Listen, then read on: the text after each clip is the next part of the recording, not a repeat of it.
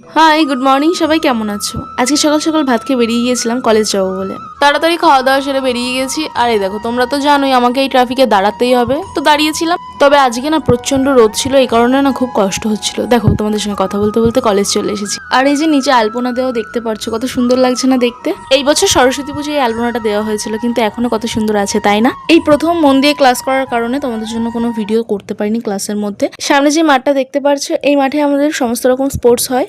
আর এই যে আম গাছটা, এই আম গাছে না আমগুলো খুব একটা বড় হয় না, ছোট ছোট হয়, কিন্তু খেতে খুব মিষ্টি আর প্রচুর আম হয়। বাড়ি যাওয়ার সময় বাসের জন্য বেশিক্ষণ ওয়েট করতে হয়নি। জানো তো, আমি যখন ছোটবেলায় স্কুল থেকে বাড়ি ফিরতাম মায়ের সঙ্গে, আমি স্কুল থেকে বেরিয়ে মাকে ফার্স্টে জিজ্ঞাসা করতাম যে আজকে কি রান্না করেছো। তোমরাও কি এরকম করো? করলে অবশ্যই আমাকে কমেন্টে জানিও। তো দেখো, আজকে বাড়িতে এসে দেখছি আমার জন্য মা অন্নপূর্ণার ভোগ রাখা আছে। এখানে ছিল পনির, পোলাও, আলুর দম আর পায়েস। তো আজকে দুপুরবেলা এটাই খেয়েছিলাম।